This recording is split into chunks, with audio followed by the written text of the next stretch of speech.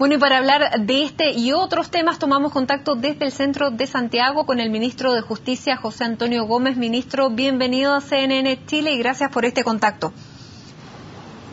Muchas gracias, Matilde. Buenas tardes. Ministro, bueno, acaba de promulgarse esta ley Emilia que va a cambiar a partir de ahora, y ¿cuáles son los desafíos que le imponen a ustedes como Ministerio de Justicia? Porque se tienen que ajustar otras leyes también. A ver, lo primero es decirle a todas las personas que nos están escuchando, mamás, papás, que le digan claramente a sus hijos, ellos mismos y todos los amigos que conozcan que hoy día la ley se publicó, por lo tanto cualquier persona que maneje en estado de ebriedad y resulte de ello la muerte de una persona o las lesiones graves o gravísimas, en ese caso hay una aplicación rigurosísima de la pena, es decir, 3 años y 1 día a 10. Hay agravantes en el camino, aquellos que se escapan, aquellos que no se hacen la alcoholemia, aquellos que son conductores profesionales, por lo tanto, mucho cuidado, tengan presente que esta ley rige a partir de hoy y por lo tanto, la única cosa que hay que ponerse en su cabeza es que si voy a manejar, no tome, porque si se producen estos accidentes va a ser muy grave. ¿Qué tenemos que hacer nosotros? Adecuar, por ejemplo, mañana entiendo se va a publicar la adecuación del homicidio simple, que ya no va a ser de 3 años y 1 día a 5, sino que va a ser de 5 años y 1 día hacia arriba. Por lo tanto, vamos a ir adecuando para que no exista una desnivelación en la aplicación, en las sanciones que se aplican dependiendo de los delitos. Precisamente, claro. ¿Qué hubiera pasado? Lamentablemente ya no podemos mirar hacia atrás, pero haciendo la referencia y un pequeño recordatorio, ¿por qué se llama Ley Emilia? ¿Qué hubiera enfrentado la persona que efectivamente le causó la muerte a Emilia? En ese caso habría enfrentado una pena de 5 años a 10. Ojo, es bien importante tener presente que en estos casos no existe el tema del atenuante que le van a rebajar la condena o penas alternativas. Aquí se va a cumplir la pena. En ese caso habría tenido que cumplir de 5 años a 10. Como hay agravante, lo más probable habría sido una pena de 10 años. Y en el caso que sea de 3 años y 1 día a 5, hay que tener presente que cualquiera sea la circunstancia, tenga o no tenga antecedentes, sea la primera vez, va a estar 1 año en la cárcel mínimo. Por eso que digo que es muy importante que las familias sepan y conversen sobre este tema para que no se produzca finalmente el accidente, la muerte de otras personas y lo que le puede significar a alguien que por manejar en estado de ebriedad terminar en la cárcel. Ministro, yo le quiero hacer una pregunta porque dice además que se va a sancionar más duramente a las personas que no presten auxilio en el caso de un accidente y además en el caso de que huya. Si una persona va manejando en estado de ebriedad y huye, ¿qué es más grave? ¿Que no haya prestado el auxilio o que luego, porque huye porque está ebrio, se presente cuando ya se le hayan pasado los efectos de, efectivamente, de haber tomado? ¿Qué se va a presumir? ¿Que iba efectivamente ebrio y se le va a aplicar la ley pese a que ya no se le puede aplicar el examen? En ese caso, Matilde, a consecuencia de que muchas veces era mejor escaparse del lugar y aparecer después, porque no había forma de demostrar que estaba en el estado de ebriedad. Lo que se hace ahora es que se le va a aplicar una pena, que va de 3 años y 1 día a 5 años. Por lo tanto, escaparse es más gravoso en este minuto que quedarse, asumir, ayudar y evitar que se produzcan mayores daños a quien ya ha sido afectado, por ejemplo, por un atropello.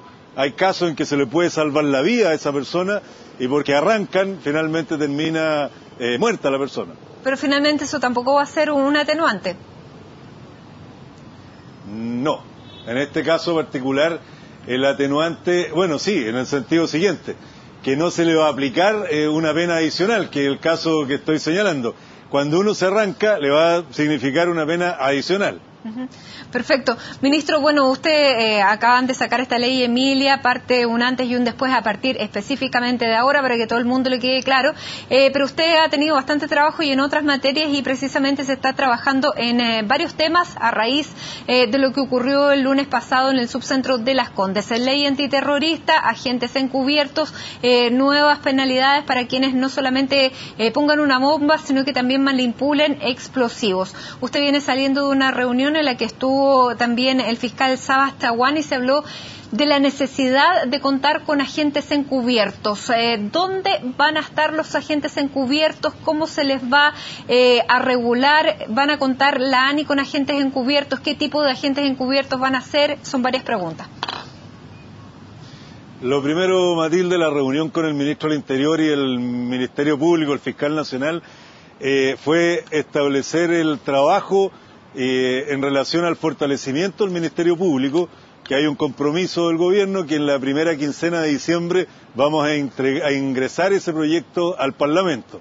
Es importante porque en ese proyecto vamos a abordar todos los temas que son relevantes desde el punto de vista de la investigación criminal, tanto los delitos que son diferentes a los terroristas o los que se refieren a organizaciones criminales, etcétera. En ese sentido muy importante porque le vamos a dar mayores recursos, tanto humanos como económicos, al Ministerio Público. En relación a los agentes encubiertos, yo le voy a dar mi opinión porque la definición la va a tomar finalmente el ministro del Interior, que es el que lleva este tema y es el que lo conduce.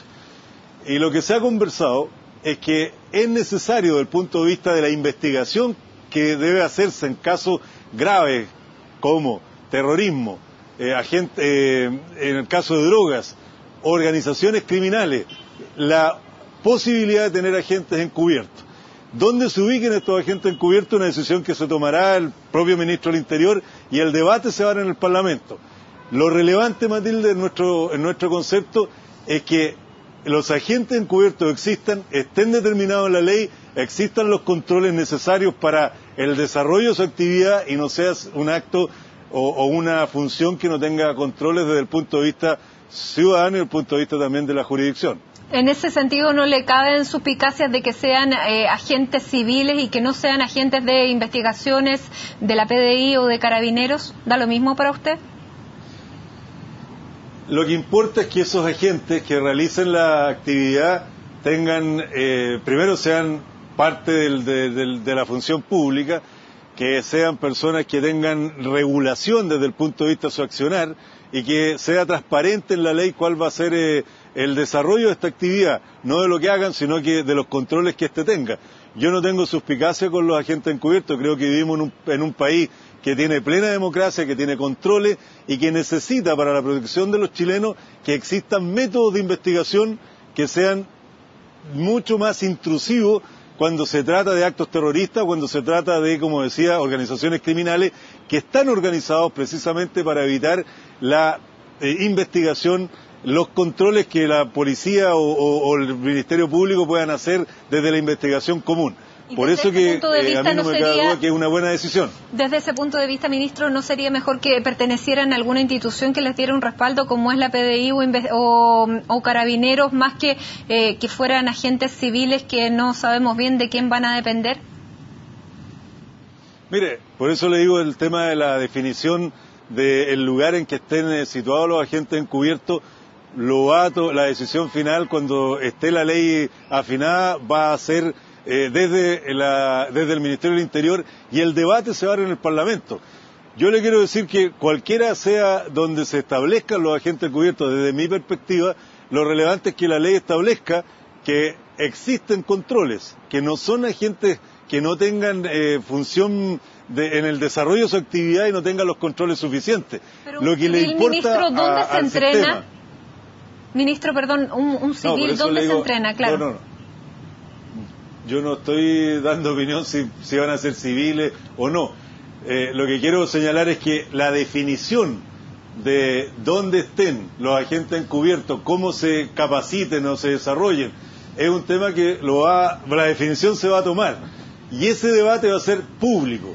Por lo tanto, yo no le puedo dar opinión de si va a ser en un lugar u otro. Lo que sí le puedo decir es que desde mi perspectiva y del gobierno es absolutamente necesario la existencia de agentes encubiertos en momentos y en organizaciones que tienen capacidad para evitar la investigación normal. Y en ese sentido, su opinión personal, ¿le parecería mejor que fueran agentes que pertenecieran a estas instituciones o no?